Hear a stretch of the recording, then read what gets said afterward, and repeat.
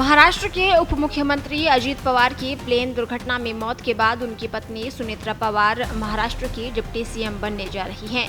सुनेत्रा बारामती से मुंबई पहुंची और डिप्टी सीएम पद की शपथ ली जाएगी। अजित पवार के निधन के बाद जहां एनसीपी के विलय की खबरें सामने आने लगी थी, वहीं सुनेत्रा को डिप्टी सीएम बनाए जाने की खबर सामने आने के बाद इस पर फिर से सवाल खड़े हो गए हैं।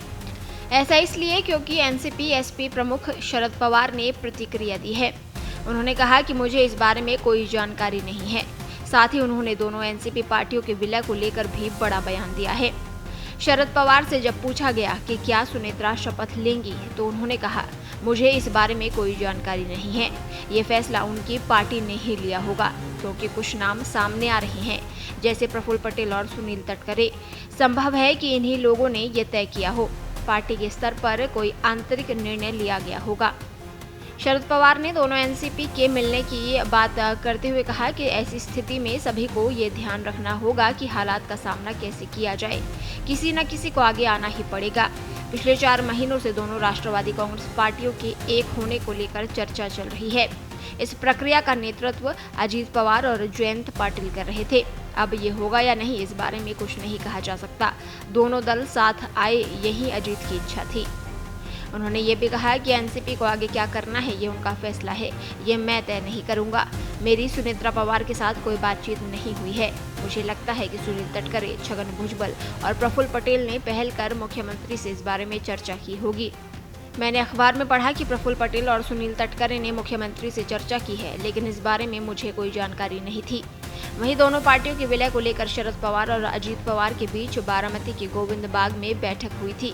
ये बैठक 17 जनवरी की हुई थी और 12 फरवरी को दोनों पार्टियों के विलय पर अंतिम मोहर लगाई जानी थी।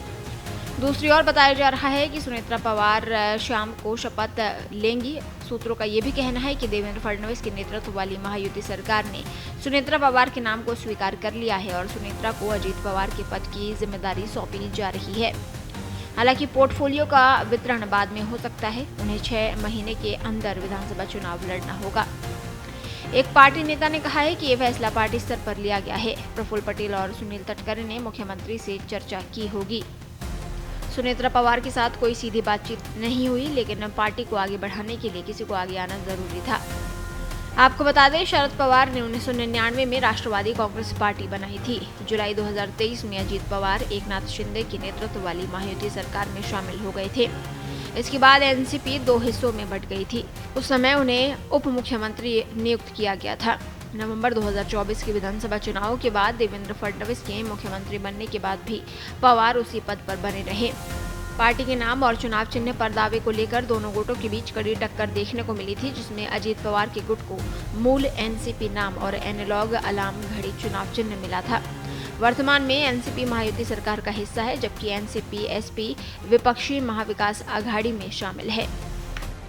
देश दुनिया की ताजा खबरें और वीडियोस के लिए अभी डाउनलोड करें पत्रिका ऐप।